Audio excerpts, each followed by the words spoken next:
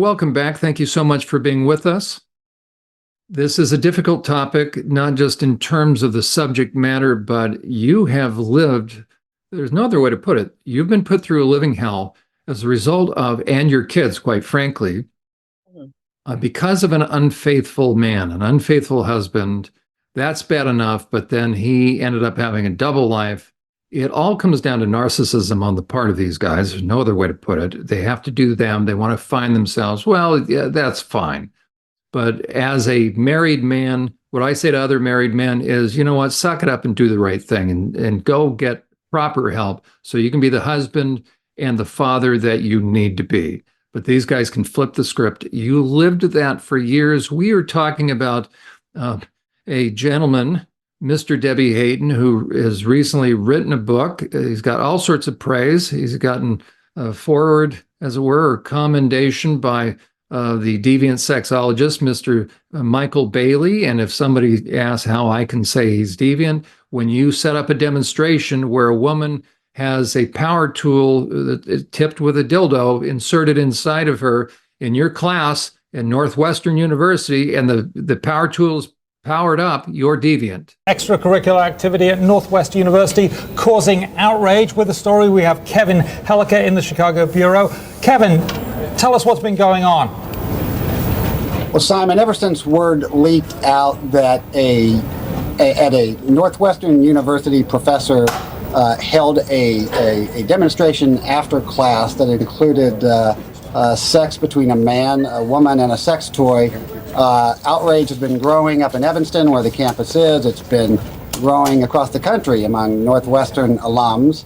And then coming to the defense of the professor are his colleagues in the world of the study of human sexuality. Okay, and the university flip-flopped a bit. Initially, they supported him, saying the university supports the efforts of faculty to further the advancement of knowledge, and they said some more, and then they flip-flopped, and then they're not so happy now. What happened to make that change? I think what happened, very likely, what I know happened, is that the university heard from a large number of unhappy supporters and alums. And and where exactly the president of the university was during the first few days that this scandal or story broke isn't clear. But he came out yesterday with a statement saying he's very unhappy about it, and he has launched an investigation. And in his words, he sees it as an opportunity to clarify what constitutes appropriate pedagogy. He's got all sorts of praise. He's gotten forward, as it were, or commendation by the deviant sexologist, Mr. Michael Bailey. So that's who's written the forward, as it were, or commended Mr. David Hayton. And so we're talking about this gentleman. As a matter of fact, we will look at just briefly here an intro for those that are not familiar with him. He's over in the UK. David Hayton was a married man with 3 children before undergoing gender reassignment surgery in 2016. Initially a trans activist, Debbie began to question the gender identity orthodoxy and has therefore been targeted for criticism by the trans community. And now Debbie's written a memoir. There it is on the screen, Transsexual Apostate, My Journey Back to Reality. And I'm delighted to say that David Hayton joins me now. Welcome to the show. And congratulations on the book. A fantastic review in the Telegraph the other day. It's all going very well, isn't it? The book is called Transsexual Apostate. Why not transgender apostate? That's the word that most people use, isn't it? I think it is, but transsexual links with sex. And we know what sex is. Sex is real. Sex is meaningful. I really don't know what gender means.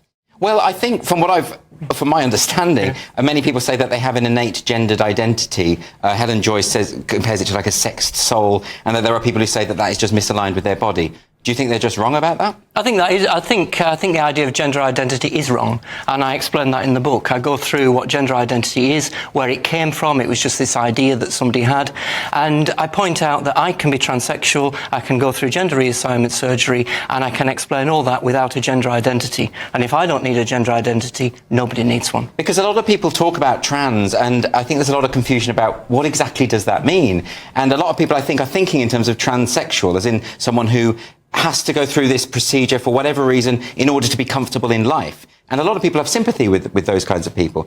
But now, because of self-identification, the meanings become blurred. Well, yes, we had this idea that a transsexual was somebody who went through a meaningful transition, and that meant that they were routinely perceived to be a member of the opposite sex. They looked like a member of the opposite sex, more often taken for a member of the opposite sex. But then this idea of self-ID came along, which said that any man can self-declare himself to be a woman, and that's fine. And one of the reasons I got into the activism was partly the impact it has on women's rights, which we can see, and the impact it's having on children, which is desperate, but also what the impact it has on transsexuals. Yeah, well, can you talk to us a little bit about that? Because I've heard you say before that you think a lot of this activism has been really bad for trans people. Well, it has. We were in a situation about 7-8 years ago when transsexuals could transition. They could take hormone therapy, go through surgery, and then be accepted in the same way that members of the opposite sex are accepted. But that's something major, is that? That's massive, is that? To ask people to do that. But people did. Yes. And then along come these campaigners saying, oh, well, we should just open this up to everybody. Yes. Anybody can self-declare to be a member of the opposite sex, and that's fine. And then the pushback which we have seen in recent years and recent months it was so obvious this was going to happen. I could see it happening in 2016. Yes. And I wrote about it in the book. So you identify as trans, but you will admit that you are biologically male. Well, yeah, and I have that T-shirt, "Trans women and men, get over it," you know, which caused a bit of fuss a few years ago. I'm sure it did. Yeah, absolutely. It's in your book, of course, you talk about the transitional process. This is you're opening up a great deal. You're revealing an awful lot. Isn't it quite difficult to write something like that so personal? It was, and my editor said he couldn't read it without crossing his legs that bit. Okay. So yes, it was, but. And it's things that when I was growing up, there was things I've said about my childhood in the book, which I thought I would never, ever be able to admit to anybody. Yeah. But if you don't say these things, then things are just lost. And I think it's important to actually explain what it feels like to go through this. Because your story is very unique insofar as you say, you're speaking openly about something that very few people do. And one of the things that you write about is autogynephilia. Do you want to explain what that is and how that relates to you? Well, autogynephilia is defined as being sexually and romantically attracted to your own body. Men can be attracted to all sorts of things. I know. Men can be attracted to women's bodies, they can be attracted to men's bodies, Yeah. They can be attracted to inanimate objects. Some of us are attracted to our own bodies. But because we're heterosexual, we're attracted to female traits. So you're sexually and romantically attracted to a lamentably male body. And that's the circle that can't be squared. Now, what makes this doubly challenging, or I would almost say dangerous, is this, that what he said is so unusual. That's why he's got this book and doing these shows. And it's like, oh my, here's some guy that was an activist. Now he's coming out and sounds reality-based. And it leaves people wondering, and they're kind of pushed back on their heels. Like, how do I criticize this guy? And Debbie is, Mr. David Debbie Hayton is so unusual looking that we're going to then be thrown off, in my estimation and yours, Ute, the real issue, which is these guys are not nice or sensitive. These are guys that are narcissistic. They've gotten into enough pornography to where they are deviant, and they have destroyed a marriage and a family. Yeah, I mean, it's just, I guess I'm gratified about the more common response among us, we women who I guess call ourselves gender critical. I don't even know. I mean, I would say I'm sex ideation critical. Because ideation is a fantasy. And I wonder if David Debbie Hayton is a couple of steps on the road to detransition. I mean, it sounds like he's sort of expressing regret. And, you know, the quote that I had read before was that he was given to believe by the mental health people he was consulting back in 2015 that he really needs to act upon this ideation that he has that he was born with a female soul and actually should modify his body and turn his whole family life upside down because his mental health will get so much worse if he doesn't do that. But there's the key, right? We've got this guy, he's smart, he has a PhD.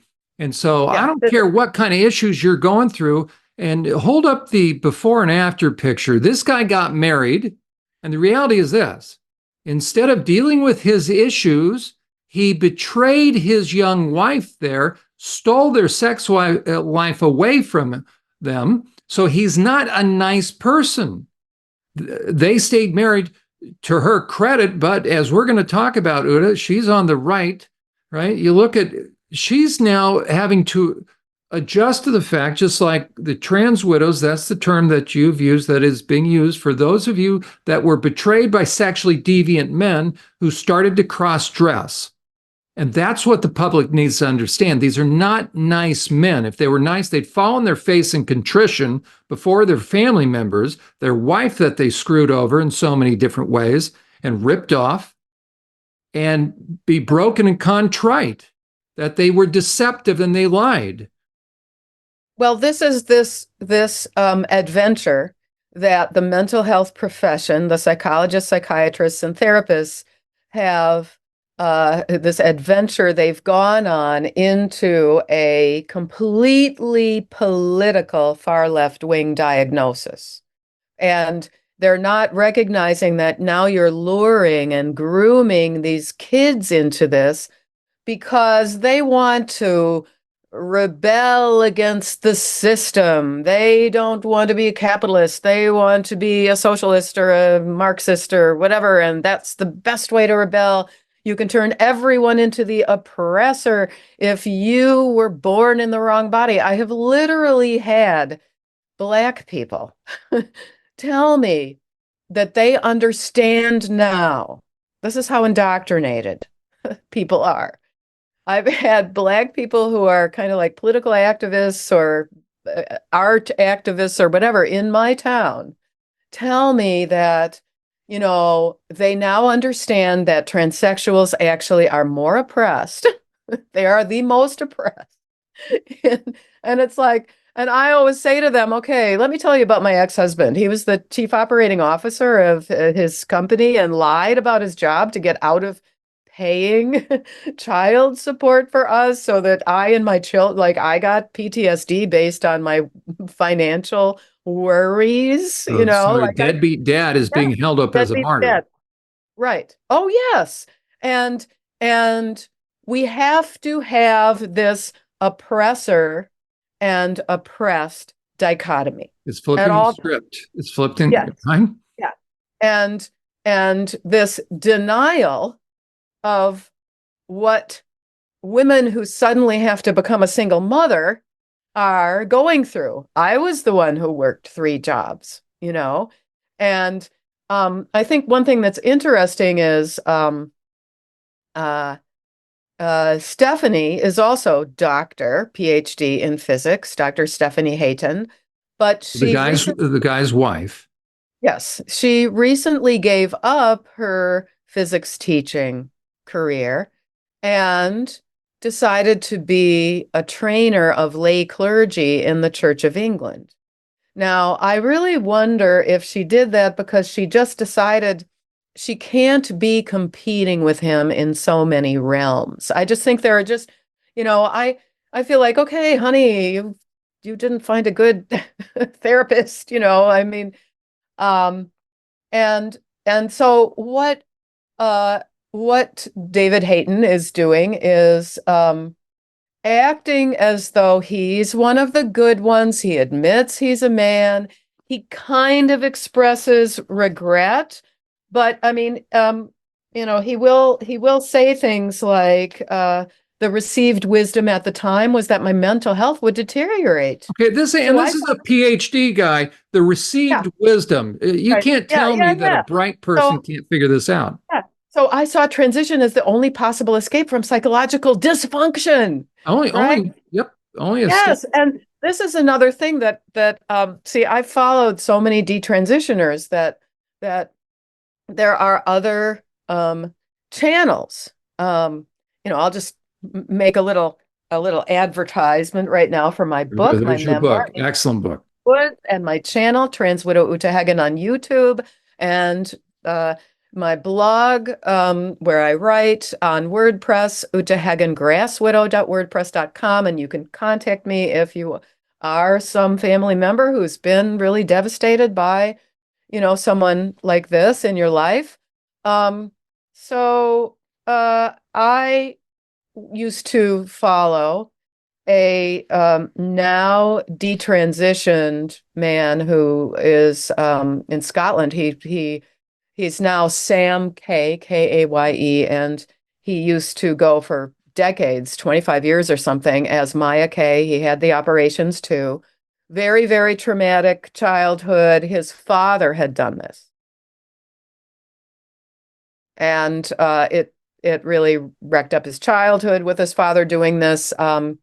And this was in England, but as he was deciding to detransition at the age of 40 something, while he's really almost literally lost his voice from all the estrogen, like he whispers. And his name is Sam K now. He used to have a channel called Maya K.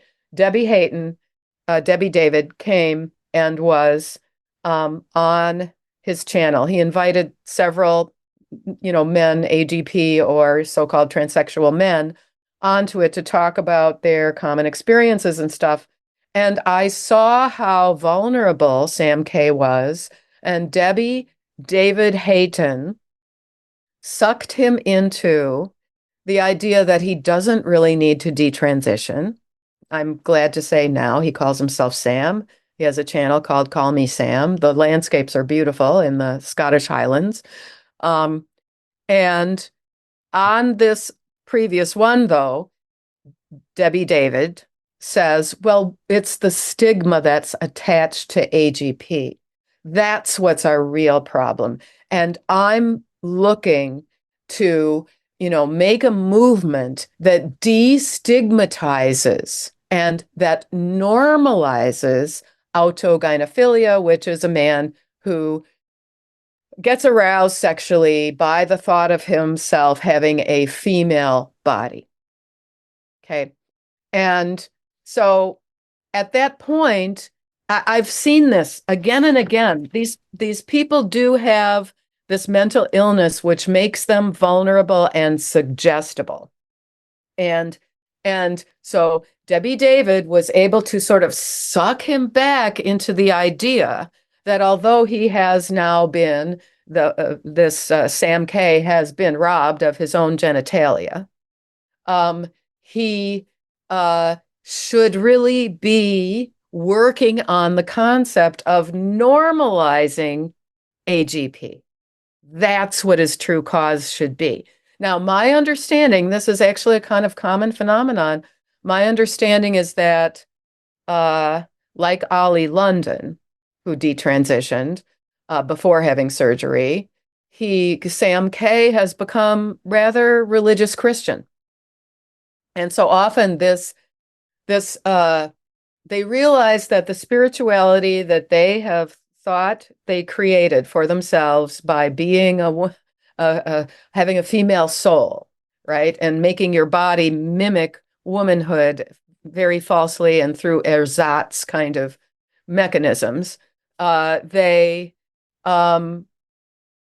take on, like belief in God and realize, okay, if I'm looking for spirituality, what I need to do is go to church or, but let me the disingenuousness of this David Hayton. Okay, so I'm going to quote this article from the Telegraph, which uses female pronouns, but I'm going to say she in that particular way, meaning it means he here. She laughs ruefully. I do like my body, she adds. I much prefer it now. This is after admitting all the shit that he put Stephanie through. She is just shy of 6 foot in her size 9 ballet flats, with long silver hair, clear skin, and an imposing bosom and long legs.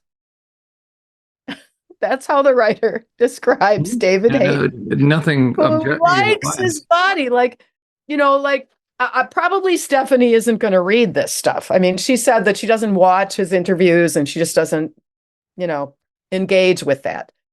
But the self-serving hypocrisy here, and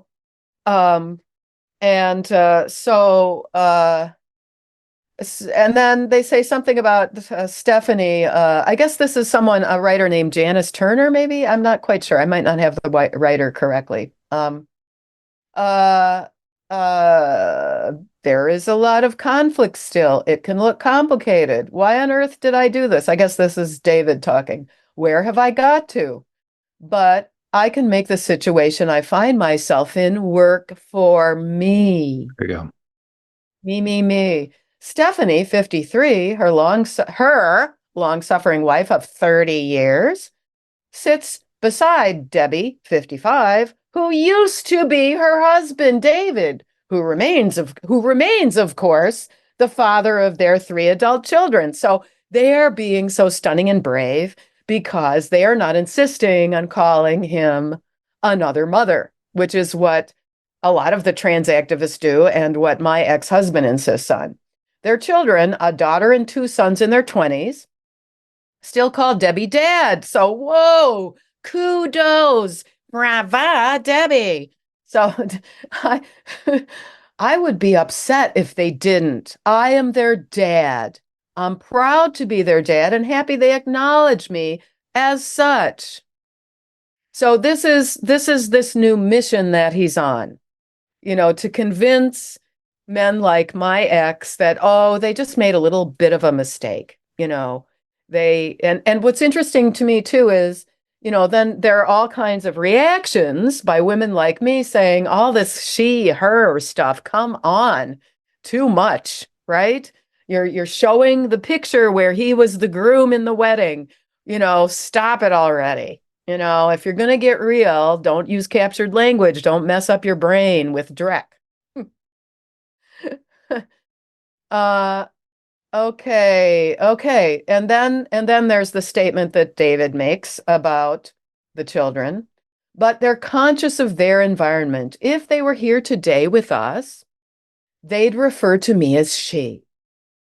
Among strangers, I'm she. It just makes life easier. He's such the gracious dad. Yeah, right. He screwed these kids up. So, of course, he likes it when they call him dad, but then they refer to him as their own dad as she in public. And then, there's this admission, I guess, which is, brave and stunning. I don't quite understand. They now have no sexual relation. Upstairs in their compact modern home in Bristol. Bristol. That's a woke city. That's super, super alphabet, Bristol. Like, I think when Kelly J. Keene went there with Let Women Speak, she was really mobbed and the police had to come and stuff.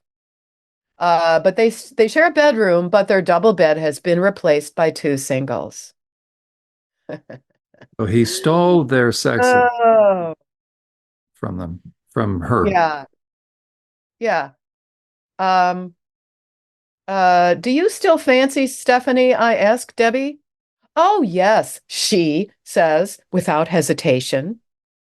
So the lack of physical intimacy must be really hard for you. Debbie David admits, yes, it is. I thought Stephanie was beautiful when I first saw her, and I still do. So you're celibate now? Yes, and I am sad because of what was lost. I regret that. There are no other women, no affairs.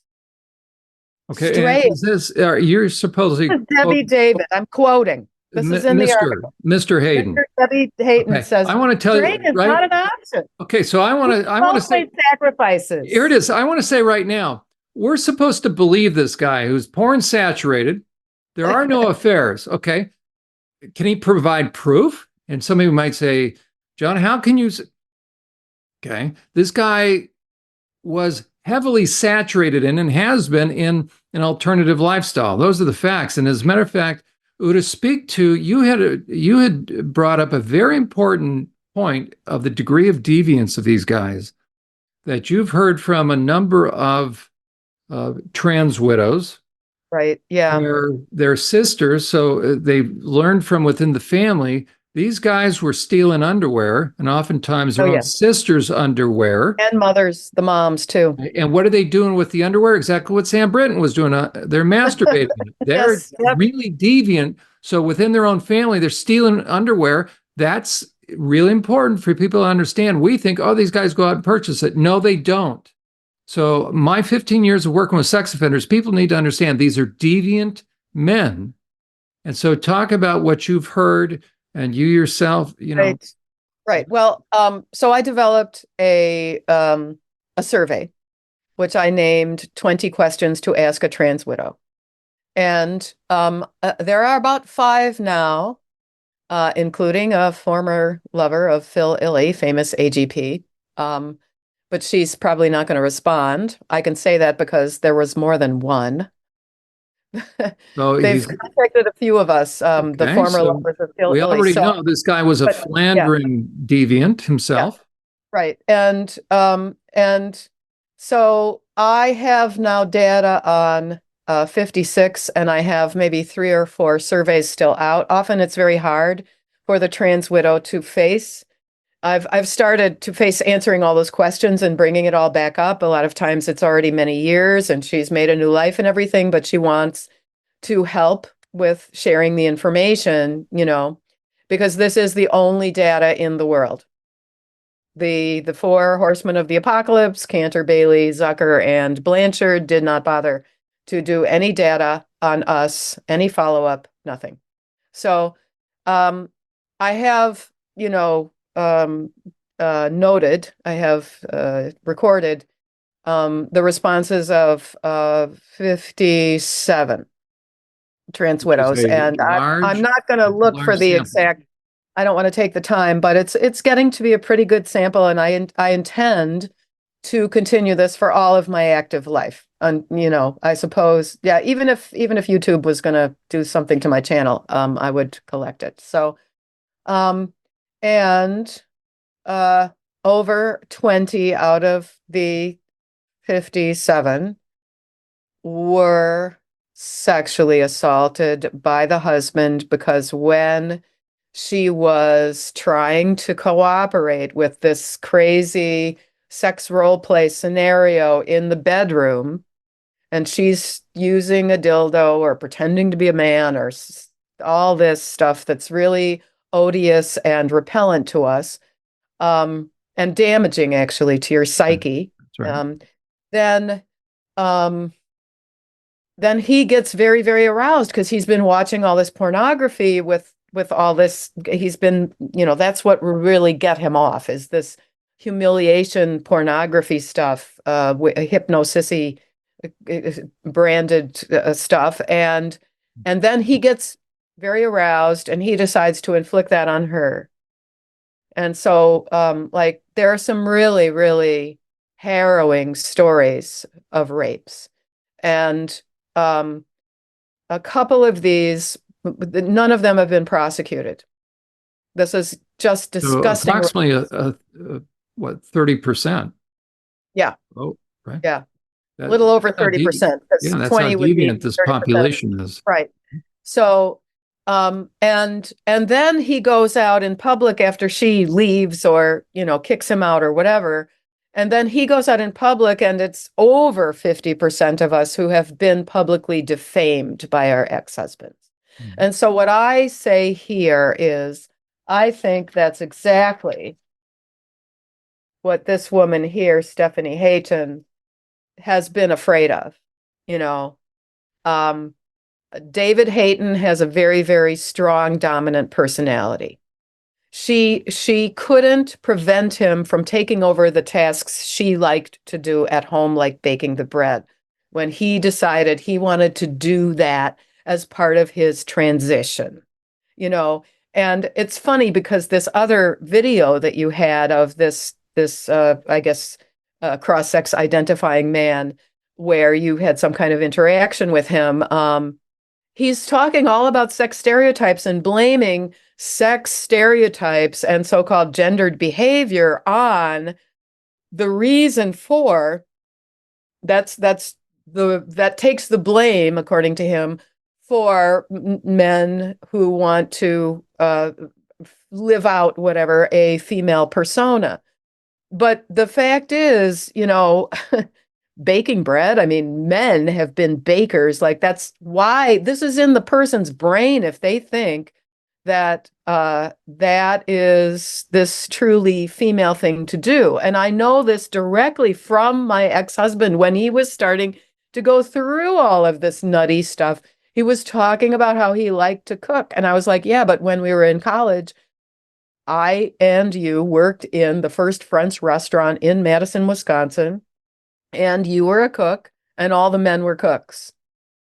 And so how does it that liking to cook means that you're female? It's supposed to mean that you're more identified with your mother? Well, it happens that his father was physically abusive to both him and his next younger sister when he was quite young. And when I first met him, Nettie hated his father. He couldn't talk to him. It was, for me later, it was just so strange how then, it was all resolved. That resolved his issue with his father because now it's been explained in hours of therapy on the phone or something with this Dr. Connie, that, it's this psychological anomaly. That's why you had all these difficulties with your son and sweep the whipping him with a belt under the rug. And so I do kind of wonder, what else happened in Debbie David Hayton's early childhood that he never talks about his father or his relationship with his father. And so, like, for example, I don't know too much about any, I don't have knowledge of Nettie using pornography. We didn't have a television. There was no computers. This was back in the late 1970s and 1980s. We didn't have a television in the home at the time that I found his diaries. But as you've really elucidated for me, he was going out to basically live porn shows in gay bars in the late 1980s to early 1990s in Greenwich Village, Manhattan, New York, and dressing up and in female attire and woman face. And I assume that he was having gratuitous anonymous sex in what would have been called the ladies' room, because I've also had contact with a number of women who just happen to have gay friends, and they would accompany their gay friends to a gay bar to hear the music or something like this. But then they would be warned, oh yeah, by the bartender. Oh yeah, tell me if you want to use the women's bathroom, and I'll make sure to clear out the guys who are having sex in there. It's like, woo, no thanks. Mm-hmm. I'll hold it. So there's, as far as I know, Debbie David Hayton has never openly spoken about pornography, but the thing is, it's just so much a part of that world. And this is, like, I don't understand, for example, why is it that Rachel Richard Levine doesn't come out in the open and openly disavow the behavior of Sam Brinton, right? Why doesn't he say, that doesn't represent my world of men who have this ideation of the opposite sex? We're not like that. Don't, he's the anomaly, blah, blah. They don't really even bother to do that. And so I think that kind of speaks to a certain between the lines proof that it is part of that world. It just is. You've lived it. We now have Mr. Debbie Hayton that's come out and trying to find this, what I would say is trying to put forth a middle ground that, oh, he's a decent guy because, look, he recognizes the reality of sex, meaning male, female. Yeah, and I mean, he goes on. What's important to me is that let's nip out for a walk together before it starts raining, I guess he says to Stephanie. That deep-seated need for company and friendship, which I find in Stephanie, I wouldn't swap for anything. Oh, this guy, right? What? This is too I'm much. just incredibly sad that our sexual relationship has ended. Yeah, I wonder who did that, who stole that from her. Udo, I wish we had more time. We're gonna get you back onto. Let's try. Let me qualify this. Yeah, I'm gonna right. have you come back onto the program so we can Perfect. pick up at this point. Yeah. We're gonna continue to have you highlight for the audience some of the questions and responses, and then we're going to look at other of these guys that are coming out that are trying to switch and flip the narrative, because the society needs to understand, people need to understand that these are not nice and sensitive or brave men. These are narcissistic men. Some, and quite frankly, in Mr. David Hayton's case, there's probably reason to believe he was molested as a kid. Okay. I wonder. Right? I deal with male survivors all the time. It's one thing to have gone through sexual trauma. It's another thing to then become so narcissistic that you rip somebody else off emotionally, that you are deceptive. Yeah. If I have issues, I need to deal with my issues, but I should not then become a hurtful individual. So it's not hurt people. It is, in that case, selfish people hurt people. So it's legitimate if you've gone through difficult things, but you do not have the right to then pass along trauma to other people. You're not brave in doing that. And this man and Ute, what you went through, they're destroying marriages and families, and that is not brave. That is cowardice, and that is narcissism. Ute, give us the last word, and then we will have you back and we'll continue. Well, just thank you. I think that we are doing important work. I think that we are seeing sort of a change, and we're getting a little bit more attention about the message we're trying to say. We want to protect children, and we do know from people like Erin Brewer and other women who say that they went through a period in their childhood of wanting to be a boy, and it did have to do with wanting to get away from a sexual molester, because they thought, well, if I was a boy, this wouldn't be happening to me. I mean, that's an erroneous thought, because it does happen to boys. But this is, I mean, the Grand Canyon, the chasm of malpractice, the loss of logic of the mental health profession, and the putting themselves in the service of a cult is, what we're trying to expose, unmask. There you go. Well put. Ute, thank you. Thank you for being willing to speak up and speak out. And we will have you back as we continue to unmask not just the trans movement, but all those things that are contributing to ultimately women and kids being harmed psychologically as well as sexually and physically. So thank you once again.